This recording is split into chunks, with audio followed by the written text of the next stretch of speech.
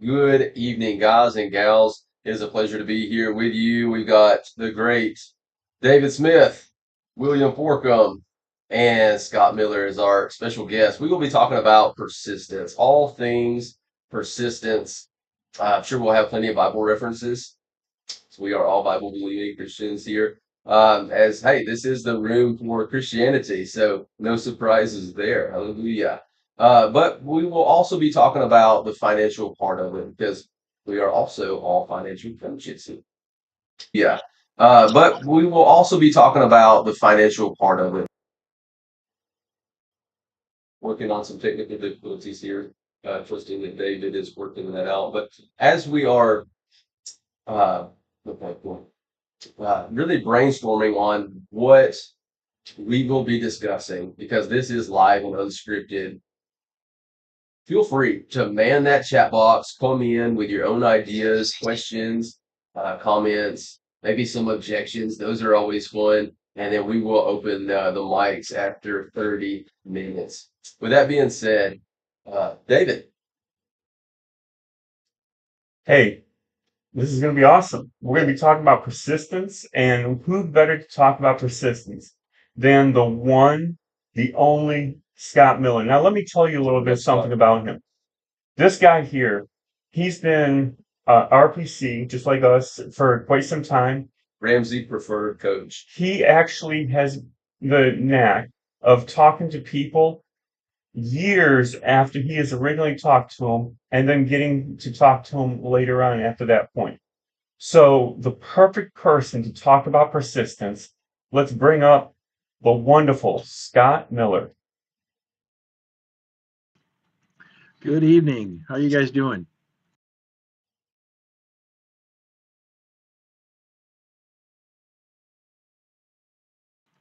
Was I good morning, good evening. How are you guys doing out there?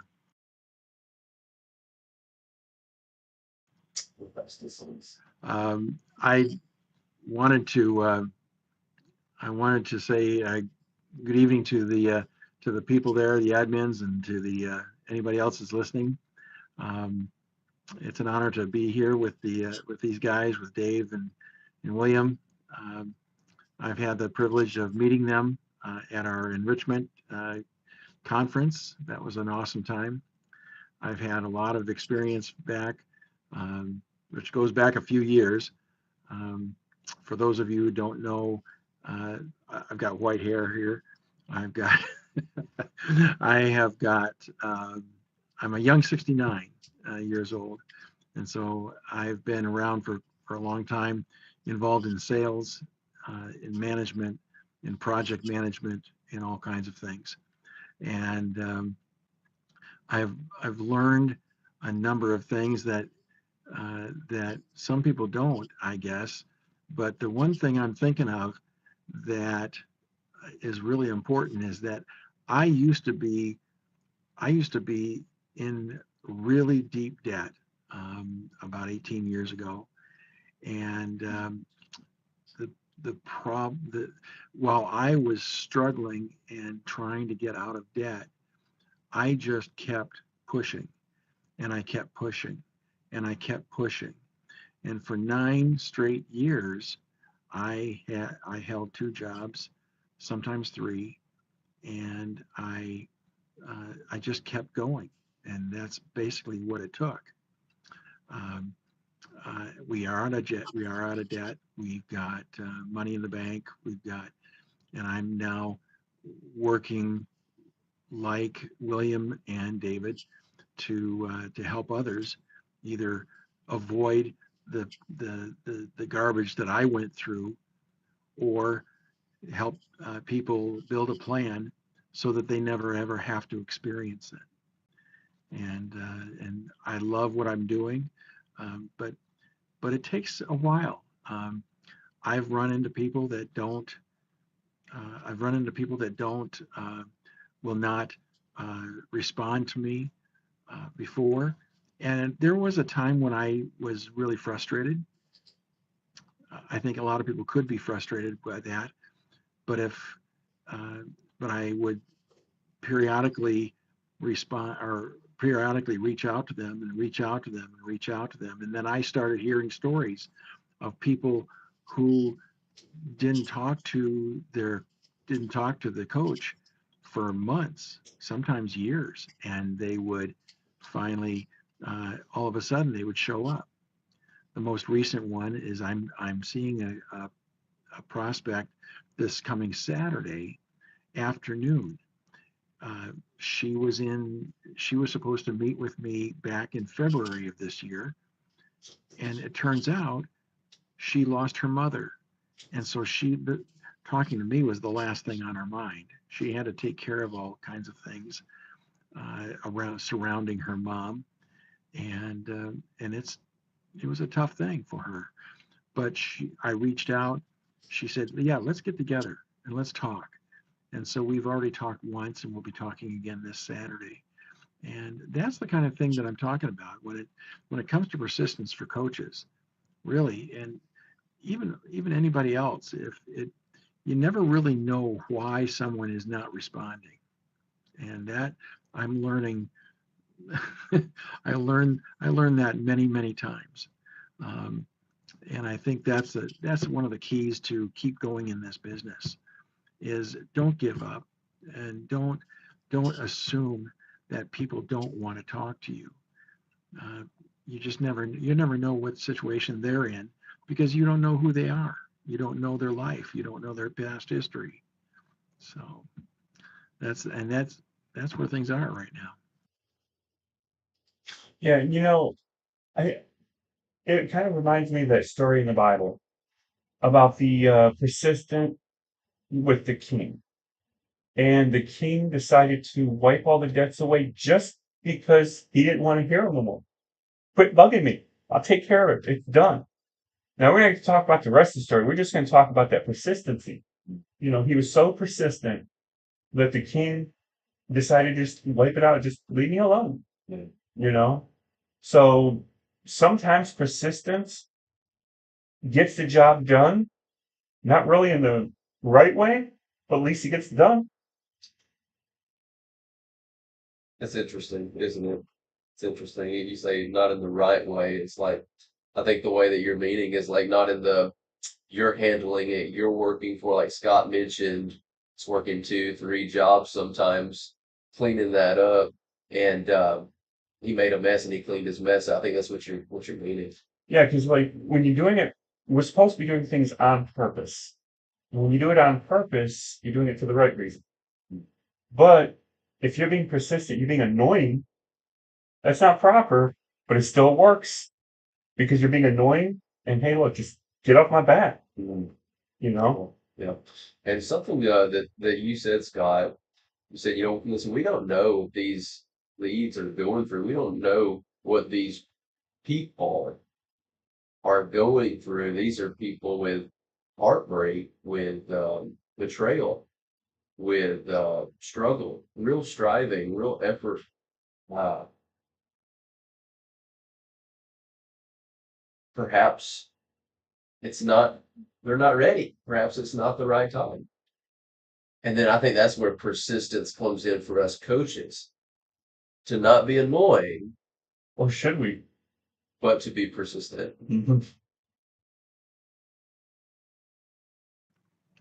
The one thing I'm thinking of when you said that is that we have to keep in mind, at least amongst us coaches, amongst financial coaches, there are so many people out there who need help.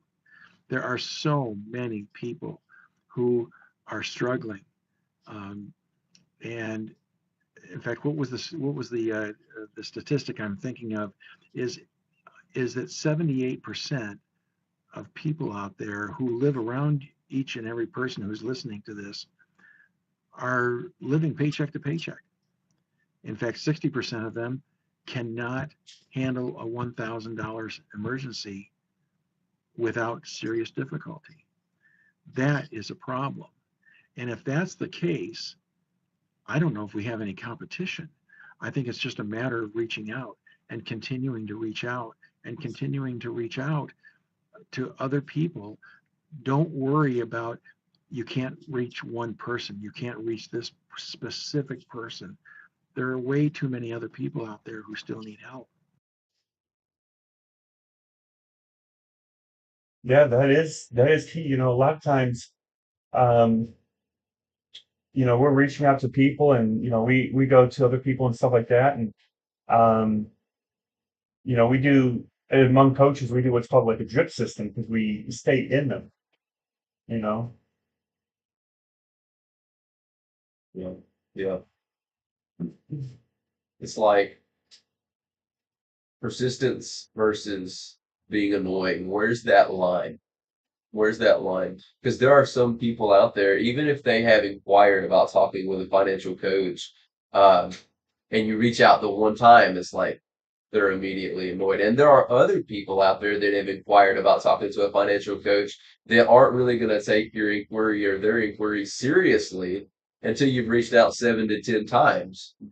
So that can be tricky.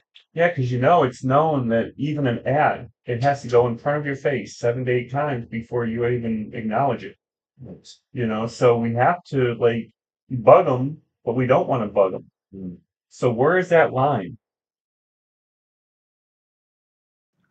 That's correct. And the one thing that I'm learning more than anything else is patience, to not dwell on those situations.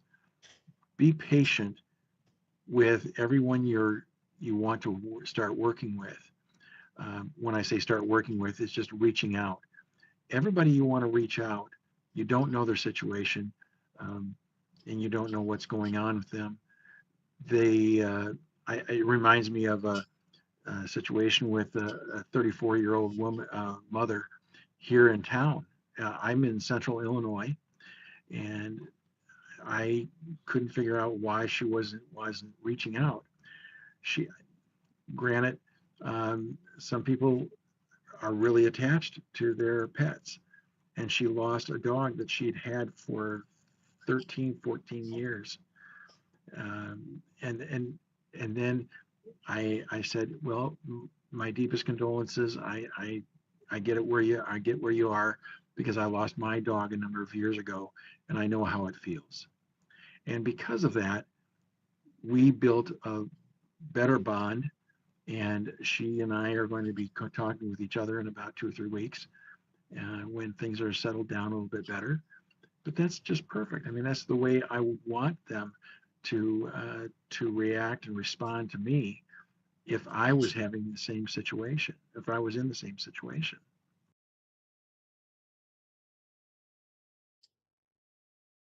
Yeah. Yeah, for sure.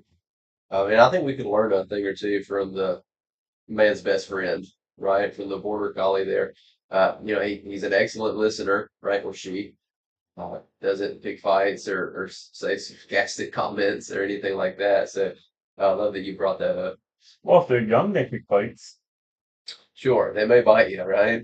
Only play Especially bite. those ankle biters. Yeah. Well, not even those big ones. Big paws but small dog. Yeah, I mean, they're gonna grow into it. But they should. I love messing with them. I love playing with them those puppy teeth are sharp. a little bit.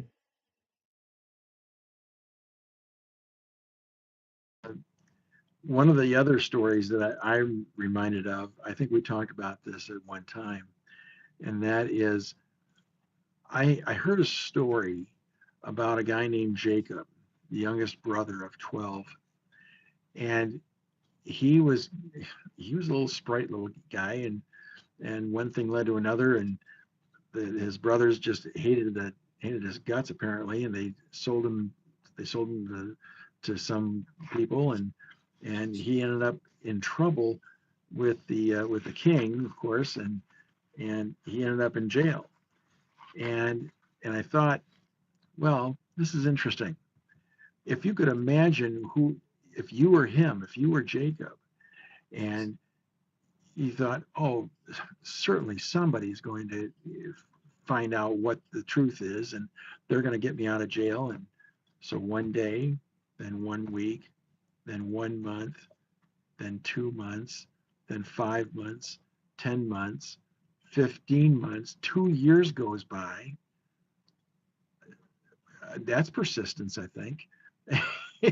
I would think that he would still have hope until came time when I don't know exactly the whole story, but he was called on to interpret a dream, and he did his thing, and he was able to get out of jail. But I can't imagine 2 years. I can't imagine going that long, not without any knowledge that you might get out, or you may not get out. I'm not sure. But that is another story of really strong persistence in the Bible. Yeah, and another story that I love is like um, Moses. God was going after Moses left and right. Moses kept saying, "Not me. No, not me. No, not me." God kept going after him, right? Did God release him? Nah, he kept full throttle, right? This man was 80 years old when he had the experience with God in the burning bush. God said, "Go uh, challenge Pharaoh and command Pharaoh to let my people go." Hmm. To God, I can't even talk right. Yeah, I can't do it. I'm not And, your guy. but the funny thing I love about that? He says, "Okay, well, I'll send one to do it," but he does it. He gives Moses the strength so that Moses actually does it. The other guy was just support until he was like, "Okay, you got it." Mm. God never did let the other guy do it. It was just to get Moses going. His brother Aaron, Yeah. right? Yeah. And you mentioned that word support. Hmm. A good coach can be your Aaron. Hmm. I mean, this is a biblical patriarch. You're a hero of the faith that we know by first name basis. Moses, he needed support. Called by God himself, Hmm. still needed a coach. Yep. Yeah, and that's key, because we are all we are is guides to them. We are their support.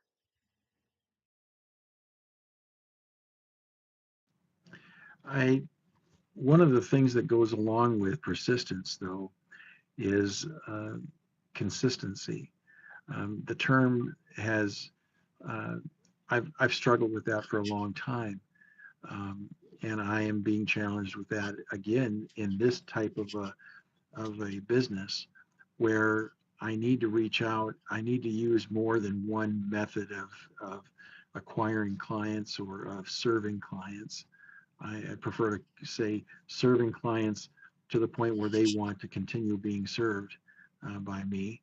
But I think consistency in your outreach and in the behaviors that you are trying to exude and trying to perform, um, because behaviors, the good behaviors, the right behaviors, will ultimately win out, and you'll achieve the results that you want to achieve. Um, and so that's along with persistence comes consistency in your work.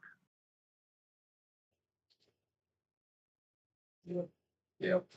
Wow, another biblical patriarch that comes to my mind. Oh my goodness. Noah, this man. Oh, He's building an ark in the desert. It hasn't rained. The people are looking. They're like, "What is this old senile guy doing?" Because he's an old man too. I mean, something about old men that God called. You mentioned having the gray hairs and crown of glory. I think David put it in the chat box there. wisdom. It's wisdom. Yeah, Hmm. it's wisdom. It's experience and the things that you have learned. What better coach other than experience? Wow. So here's this very experienced man of God in the desert, called to build an ark by like exact dimensions, and does it. And can you imagine the ridicule that he and both he and his family faced from their neighbors? Hmm. But he was persistent. Yep. Not him, but both him and his family. And there was only 8 saved. And you got to think of it this way. We talk about with our clients the Gonzelle attitude, right?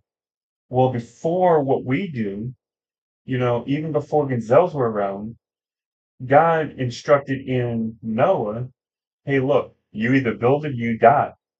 Okay, I'll build it. I'll get to work, God. Right?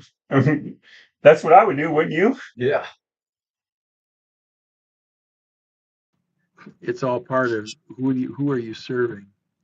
And if he was more concerned about what other people thought, perhaps he may not have been included in the ark, or if the ark would have been built at all.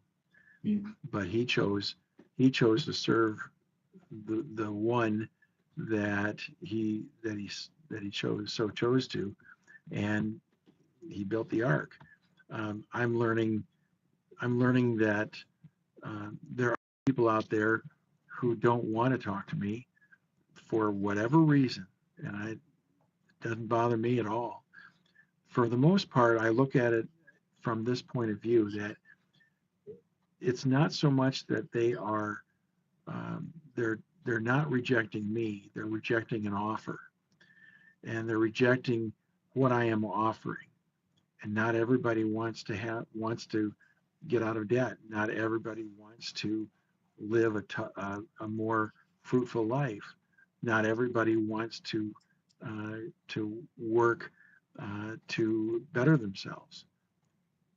I can't help that, but and that's okay, because it's like what was the common statement we hear a lot, and that is yes lives in the land of no, and no is just next one, and you just keep going to the next one, go to the next, go to the next, go to the next, and you'll find the people who you uh, are would love to serve and will serve.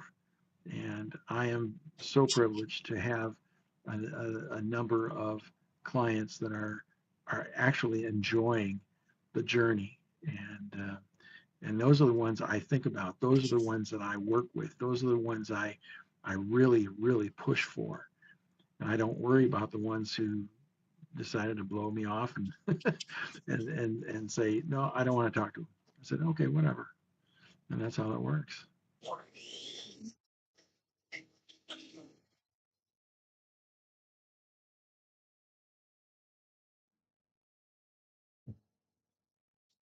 Yeah.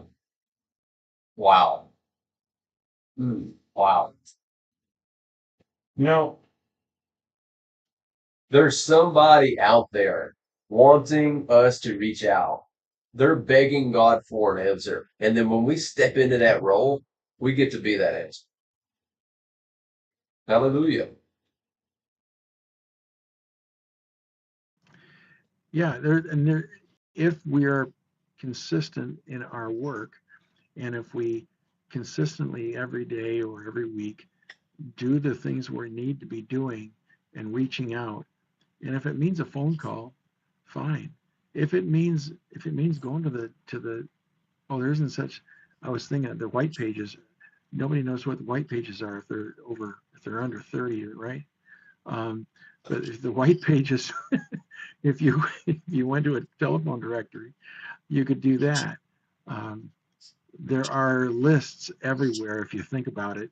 You've got lists on your Facebook page, you've got lists on your LinkedIn page, you've got lists of people. And okay, so they're a vice president, or they're a president of some company, or um, they're the mother of mother of somebody that you grew up with, or maybe it doesn't matter. There are people of all ages that are still struggling, um, and that you can you can find them almost anywhere. Um, there are lots of lists that you can use. Um, it reminds me of a story of Samuel Clement Stone, who was the founder of Success Magazine, and he also was the founder of an insurance company in Chicago. And one of his new salesmen came in and said, he says, I don't know who to contact. And says, well, come back tomorrow, and I'll have a list for you. So he came back. He said he wrote down a list, and he gave him the list. And he says, sure enough, 5 out of 10 people on that list bought insurance. Well, that's great. Well, but I don't have anybody else. Well, okay. Well, can you make me another list? I said, no. Here's the white pages of the telephone book. That's where I got them. Just go ahead and call. and and so it you can go anywhere. You can talk to people at the DIY stores or at Walmart or restaurants and other places. There's still a lot of people who still need help. And if you're genuine and if you really are willing to listen to people's story, um, I'm convinced that you might be able to find a number of people who will keep you busy for quite a while, and you can improve their lives in the process. Wow, that's so powerful. And another thing that it kind of reminds me of in sales world, right? They always say you need to keep going out and go out, keep getting the repetitiveness. A challenge that you can use is because they say it takes so many no's to get a yes, all that kind of stuff. Yeah. So, in order to be persistent, a good way is how many no's can you get? Can you get 100 no's today? Be hungry for the notes. Yeah. Because in the no's, you'll also find the yeses, Not this notes. right? The notes. So that's a really good key, looking at different aspects. We're actually going to be opening it up to the room as well. If you guys have any questions, feel free to raise your hand and we'll call on you. Will, you got a question? Absolutely. So I wrote something down here that I just have to hit on. Okay, Scott, you said something that blew my mind as you were saying it. People want to get out of debt, but simply they don't think they can. It's that belief. It's the belief. If I went out and took a poll, if David and you and I went out and took a poll, when we polled this whole region here, said who wants to be out of debt, I think we would get 100 yeses, or maybe 90 yeses, or perhaps it would be 78 yeses, right? 22, I'm already out of debt. If we went by the statistics there, 78% of people are living paycheck to paycheck and in debt, most likely. So I think it's everybody wants to be out of debt, wants to be free, but they don't believe they can. They blame it on the government. They blame it on the president. They blame it on anything else. So as we're opening it up for questions, keep that in your mind. Well, also, I'd like to make a great announcement. I just read today, and it was kind of like humorous. So I was looking to make a short, and so I was looking for some financial news, and AOL posted that um, we are seeing more millionaires because of 401ks and IRAs have been ballooning. And so I also did some research, and Forbes also made an announcement that I think it was 35,000 new millionaires. And so the thing is people are starting to catch on to the principles, Yeah. getting debt free, starting to invest 15% of your income into retirement, match Roth and traditional, and they're starting to actually win. And it's becoming because the program, the 7 baby steps, has been very persistent. There we go. Persistence. Back to persistence. Very persistent, and it has actually changed the environment. Mm-hmm. We're getting more millionaires all the time. Now, this year was unique because we were at 26% interest, what a lot of people were making in investments. People that weren't doing it right were making 19. I've had clients between 19 and 26%. And that's huge.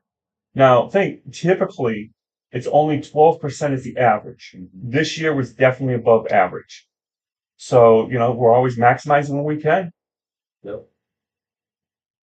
And just so you guys know, as of right now, we have 3 people on YouTube. I will be reading the questions if they come on YouTube. So if you post a question on YouTube or you post a question here, we will get to them. Or if you raise your hand live on Pal Talk, we will get to you. We do see you live. This is live and unscripted and interactive.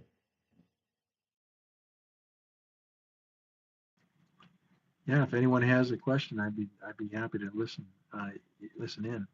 I posed a statement there that some individuals I've run into believe that they're doing fine and they don't need the help. And I'd say fine, because it's sometimes if you have somebody who's persistently got debt, and it's like an alcoholic. If they're not down far enough, if they're not sick and tired of being sick and tired of paying all that debt, then they're not ready. They're not ready for coaching. Um, by the same token, they're not. Um, they're they don't understand, or many people do not understand, uh, and are not aware that all the interest that they pay throughout the year comes right out of their income. And if they had paid off their loans or paid off their debts, they're automatically getting increases in their income, and then they have more money to start investing. And I'm finding more and more people. I see the light bulb go off, and say, "Oh my gosh, yeah, that's right. So I gotta really get moving." My first, one of my most recent clients is in New Jersey, and he has already paid off 20% of his debt in the first 2 months, and he's going to keep plowing and do everything he can. Now he needs to learn how to budget. He needs to learn a number of other concepts, but he's really excited, and it's fun to have those kind of clients who are willing to learn, willing to understand, and willing to take on new concepts that will indeed help them throughout their the rest of their life. Patience, you have a question? Come on up. Yes, I do. And this is for Scott. Scott, if I may call you Scott. With persistence, you also have to have that right mindset, correct?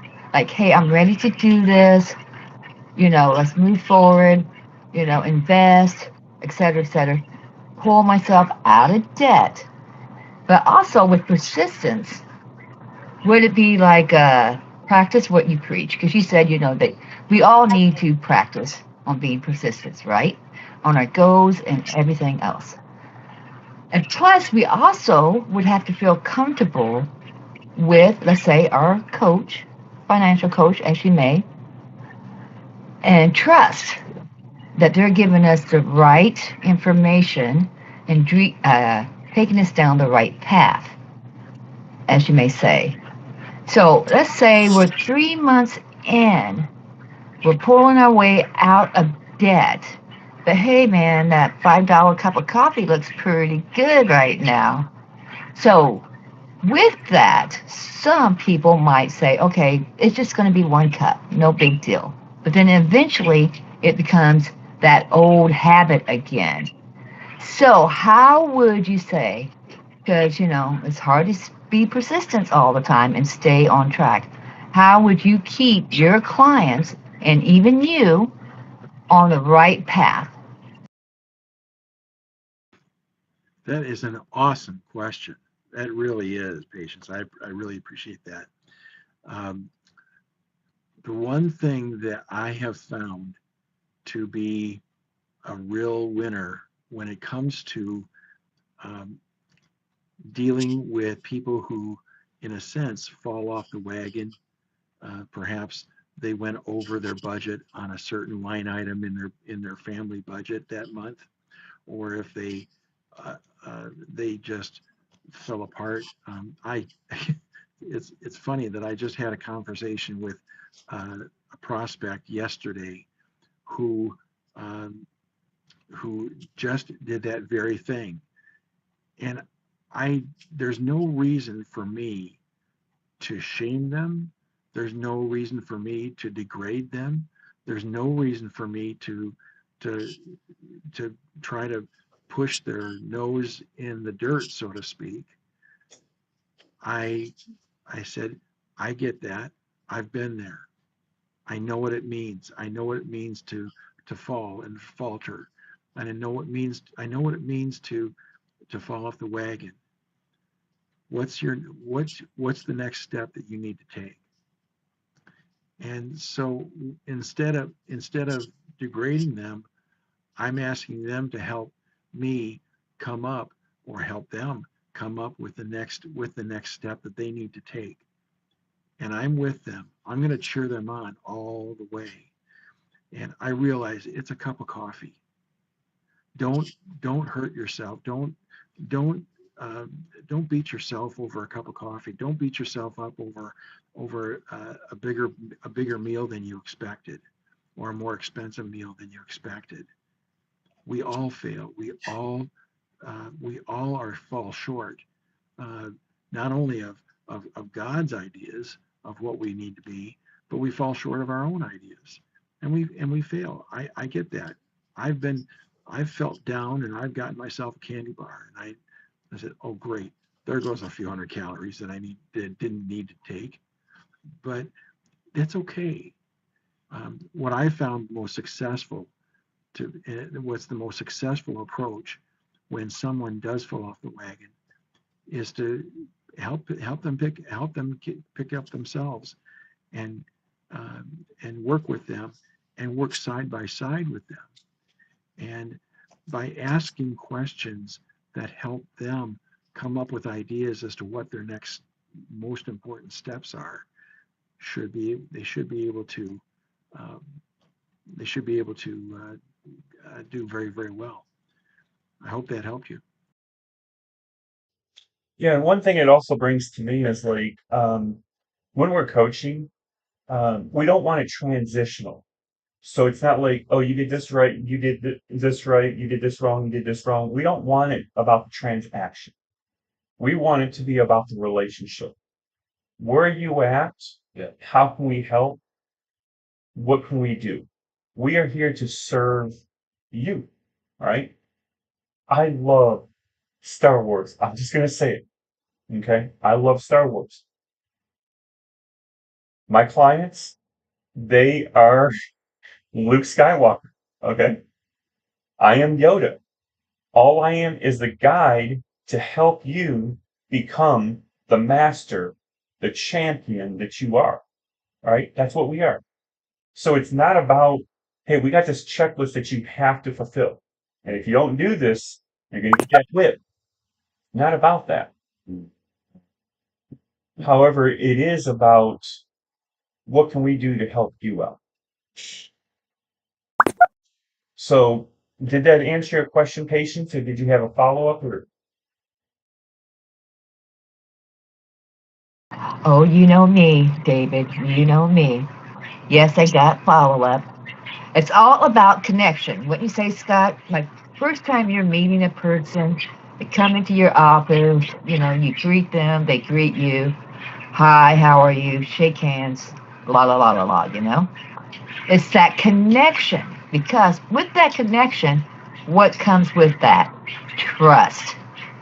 I'm trusting you to help me build my finances. Right? Okay, now I know I have to pay this for the coaching, which is like, oh man, if I want to save money, but I gotta cough this up, money up too, There's, So with that, are there any red flags? Like when you first heard about coaching, financial coaching, was there any red flags? Because we're live, so like a person like me, I'm gonna be like, man, I'm going to be looking for those red flags. I'm sorry to say. I'm just being honest and open. So, but like I said, connection comes with trust also. So, how would you go about that? And how would you not convince, but tell a person that, hey, you have no worries. There's no red flags. You're going to have a few stumbles, no doubt, because you have to give up habits. So, yeah, that's my question. That's good. It's a good follow-up too. One of the things I'm thinking of is I was going to ask you, when you go into, I'm not sure what is your position? What do you do for a living?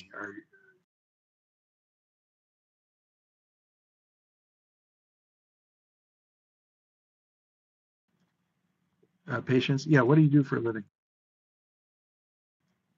Okay.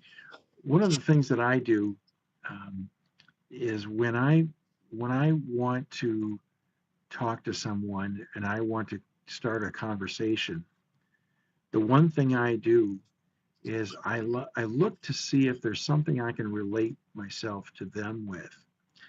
I'll give you a case in point.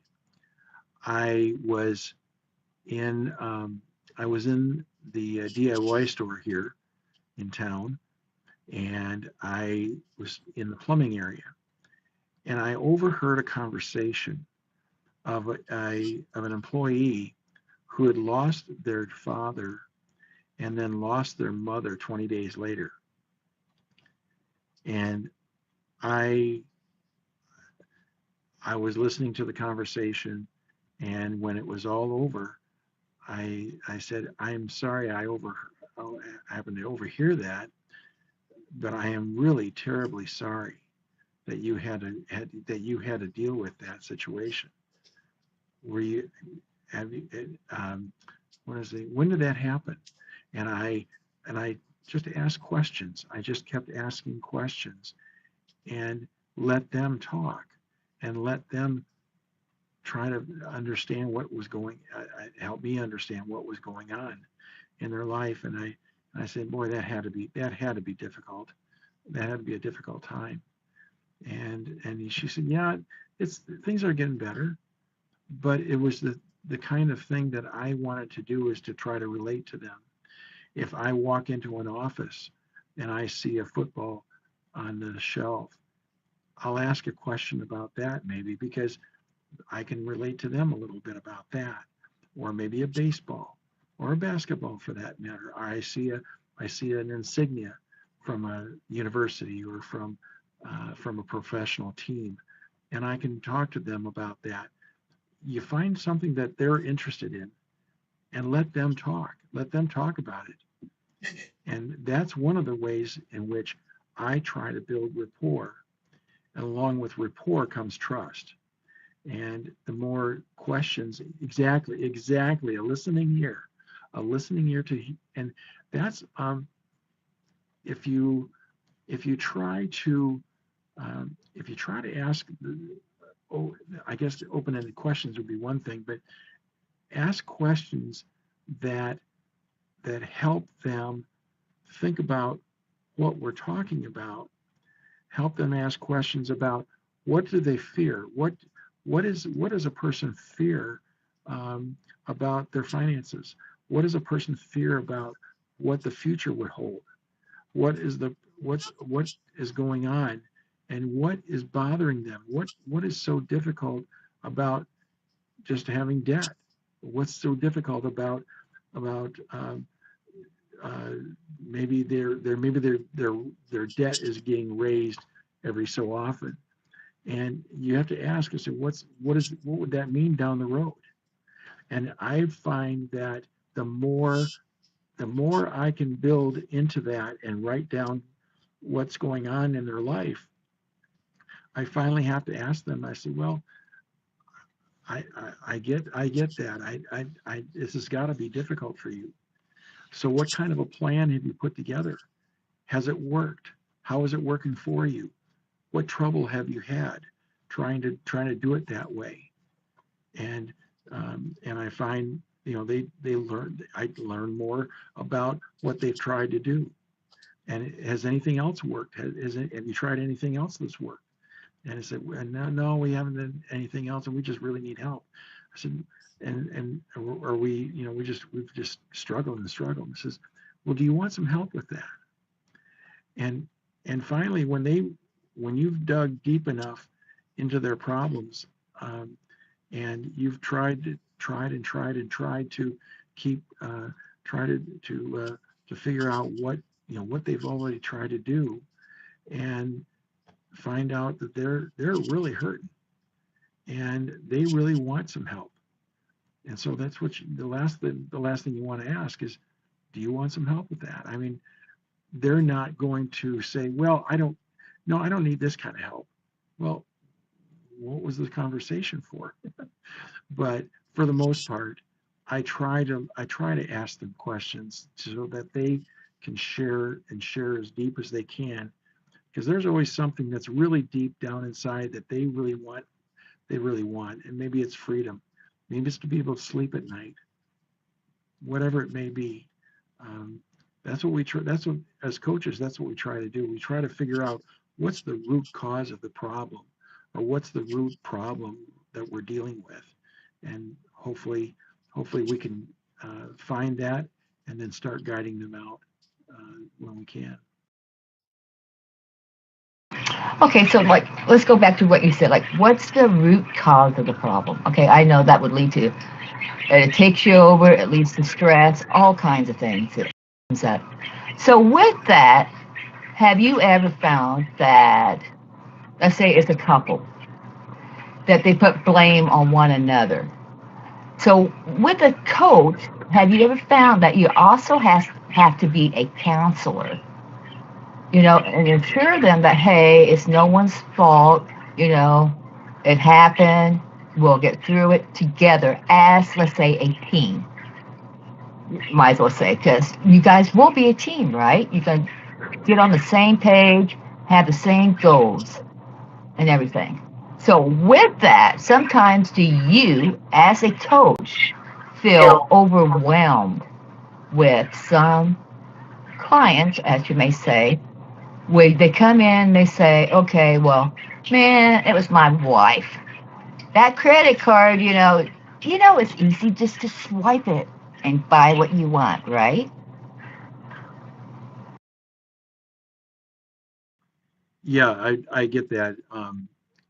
I had the conversation I had yesterday is that with my friend Andrew, he his wife finally, after the third DUI with a child in the car, she finally admitted that she was an alcoholic.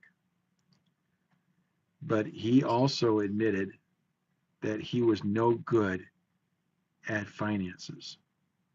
He didn't know how to handle a budget. He didn't know how to handle money. He accepted that.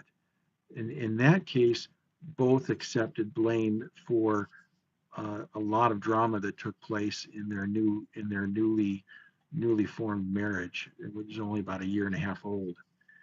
Um, but I have another person who's not a client.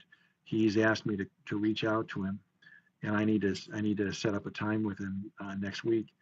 And that is, but he was so set on not allowing his wife, soon to be ex-wife, to be a part of this, to be a part of the conversation, that my first comment to them, or my first, uh, I should say, after listening to what was going on, I said, you know what? I'm wondering if there might be, and this person was in South Carolina. Um, I was wondering if they go to a church.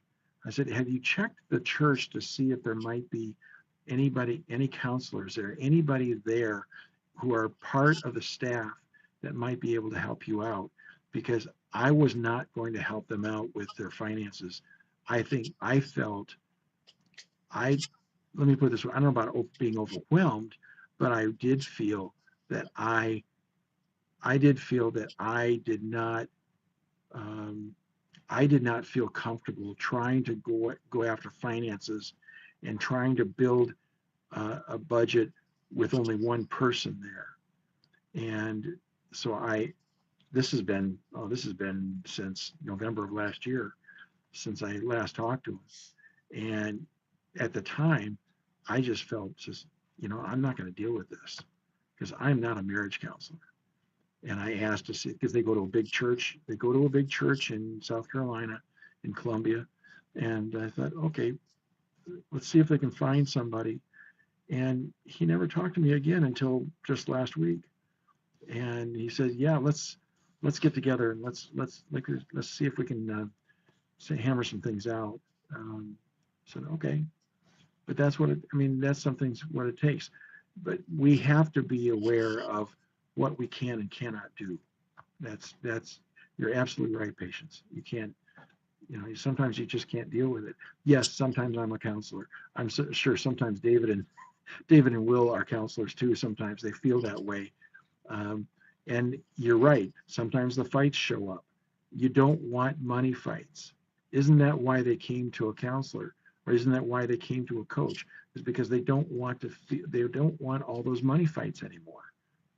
And I think that's maybe it. But yes, you're right. I do feel overwhelmed sometimes. And I have to admit that and say, let's try this tack. I've got some people you might be able to talk to, or perhaps there's somebody in your church if they're far enough away that I can't help them. But yes, I believe you're right. I'm not a perfect counselor in that case.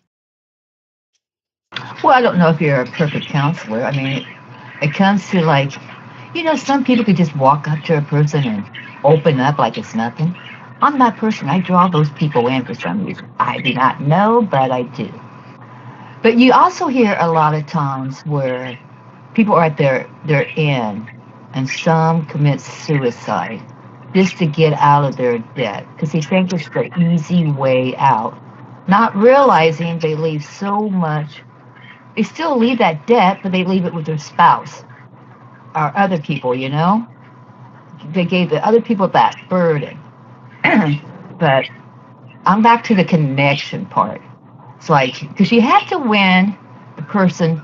I don't want to say win them over, but it all comes down to trust. And it's how you come off when you meet a person, the welcome and all of that stuff. And plus, you can tell a lot about a person's eyes. When you look at them, in the eyes and you're talking to them and everything. But sometimes maybe it's not too bad to help with the counseling. Just say, we could discuss, a little bit here and there. Or I would recommend a Christian counselor, or like you said, your pastor.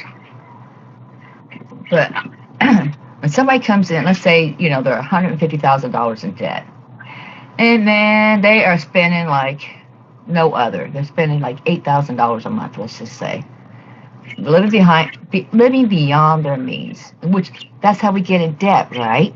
Because we live beyond our means. And some people are just like, what do I do? You know, how can you convince a person to be persistent to stay focused? That's my concern. You have to stay focused. There's a point at which you both have to agree to some form of accountability. And that comes when you ask appropriately, you ask them, do you want me to hold you accountable? And how strong do you want me to hold you accountable? On a scale of 1 to 10 or on a scale of 1 to 5, how much do you want me to hold you accountable? Do you want me to be a real hard nose, or do you want me to be direct? Do you want me to be a cheerleader and not bother you if you do run into problems? It's really, there comes a time at which you there comes a point in time where they have to be responsible to some extent with where they are and what they're willing to do. Yeah, own up or grow up, or become responsible for themselves. And so long as someone blames somebody else, they're not responsible. But I think I'm convinced that there are people. In fact, I fired my first client because they were not willing to share um, where a lot of the debts came from, and they wouldn't share it with me. And heck, that was 3.5 years ago. I mean, it was almost 4 years ago, and it was tough. But even then, I just said, I can't deal with this. And so, yes, yeah, you want to help them, but they need to provide the information. That's one of the things that we have in coaching agreements, and a number of them that says you have to provide correct information. We can only help you with the information that we're given. And by the same token, um, we have to, there has to be some responsibility on both sides. Um, any coach is like that, whether it be, I'm sure Phil Jackson on the Chicago Bulls when he didn't shoot any baskets, but the players listened to him, and they listened to him because they didn't see what he saw on the court, and he brought insight, and he brought knowledge, and he brought experience, and he brought all the things that he could as a coach, as a leader, and because of that, the players played like there was no tomorrow, and they got six championships, in what, 7 or 8 years. It was amazing. So um, I see what you're saying, Patience. I think that's pretty cool. Yes, I brought that up before with another coach. Yes, you need complete honesty because let's say you're in with them, you're committed with them, 3 months go by, then it's like, oh, by the way, here's another debt. So with that, and let's just say a couple, so let's just throw this at you. Hidden debt that the other did not know about. Then all of a sudden, those, hey, I'm going to garnish your wages, I'm going to, you know, your checking account, all that. So have you ever come across where, or you might in the future, where there was hidden debt and the other spouse did not know? And welcome to the room, Commander. Yeah, we're unfortunately coming to a close. This is screaming part two to me. What about you? Yeah, it's there. Yeah, definitely. Not sure when that'll be. Whenever our schedule's a lot for it, I'm sure. But yeah, just hold that question. You know what? I think David's writing it down. Patience, we write it down too, and we can hold on to that question and revisit it in a part two. But we just want to thank you guys for tuning in, and gals, guys and gals for tuning in. This has been golden. This has been absolute gold. Now, just to let you guys know, even once we come off live, because we will be coming off live very shortly, we're not closing right away. We still will answer questions, things like that. We just won't be live no more. We're only live from 6 until 7 Central Time.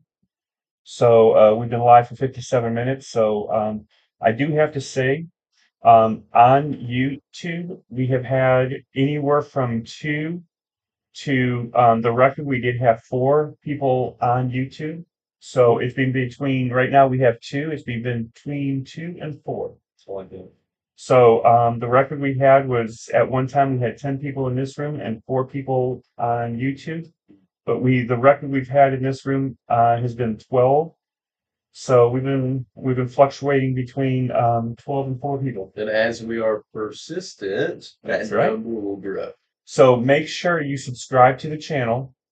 And Scott, if you have your website you would like to post, please post it while we are still live, so that people will be able to get in touch with you.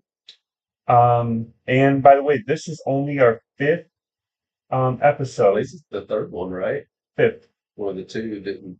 Right, but I mean, Yeah. literally, it's the 5th. Sure. But it is live, unscripted, and raw.